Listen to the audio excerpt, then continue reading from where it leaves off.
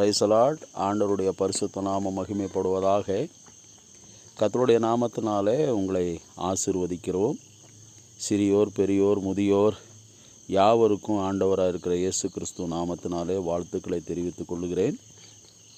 அன்புக்குரிய என்னுடைய உடன் பிறவா சகோதர சகோதரிகளே, இந்த உலகத்தில் ஒரு மனுஷனுடைய வாழ்க்கையில் அவன் எல்லாவற்றிலையும் வாழ்ந்து சுகமாக இருக்க வேண்டும் என்கிற விருப்பமும் எதிர்பார்ப்பும் எல்லா மனுஷனுக்கும் உண்டு.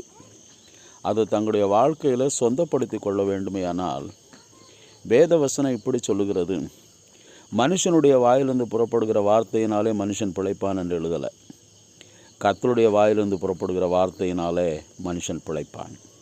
ஆகவே கர்த்தராக இருக்கிற இயேசு கிறிஸ்துவினாலே கொடுக்கப்பட்டிருக்கிற வேத வசனங்கள் பரலோகத்தையும் பூலோகத்தையும் உண்டாக்கின சர்வ வல்லமுள்ள தேவனாலே கொடுக்கப்பட்ட மனுஷனுடைய ரட்சிப்புக்கும் மனுஷனுடைய நன்மைக்கும் மனுஷனுடைய எதிர்காலத்துக்கும் மனுஷனுடைய வாழ்க்கையினுடைய உயருக்கும் கொடுக்கப்பட்ட கர்த்தருடைய வார்த்தை.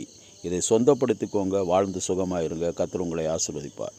அந்த ஆசீர்வாதம் ஐஸ்வர்யத்தை தரும், அதோட வேதனையை கூட்டுகிறவர் அல்ல.